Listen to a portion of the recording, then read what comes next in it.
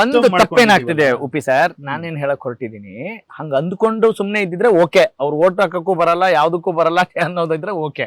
ನಾನ್ ಕೇಳೋದು ಅವ್ರು ಅದಕ್ಕೆ ಬರ್ತಾರೆ, ಆದ್ರೆ ಅವರ ಮನಸ್ಥಿತಿ ಹೇಗಿದೆ ಅಂತ ಹೇಳಿದ್ರೆ, ನಾವು ಯಾವ ಸರ್ಕಾರ ಬರ್ಲಿ ಏನೇ ಬರ್ಲಿ ನಮ್ ಜೀವನ ಅಂತೂ ಹಿಂಗೆ ಇರೋದಪ್ಪ, ಹಂಗಾಗಿ ಯಾಕೆ ಅಷ್ಟು ತಲೆ ಕೆಡ್ಸ್ಕೊಳ್ಬೇಕು ಅನ್ನೋರಿಗೆ ನಾವು ಹೊಸದಾಗಿ ಏನೋ ಕೊಡ್ತೀವಿ ಅಂತ ಹೇಳೋದು ಹೆಂಗೆ ನೀವು ಮಾಡ್ತೀರಾ? ಹೇಳಿದ್ದು ನಾನು ಅದಕ್ಕೆ ಹೇಳ್ತಿರೋದು, ಅಲ್ಲಿ ನಿಲ್ಲಿಸ್ಬೇಡಿ, ಜಸ್ಟ್ ಲಿಟ್ಲ್ ಎಕ್ಸ್ಪ್ಲೋರ್ ಮಾಡಿ ಅಂತ.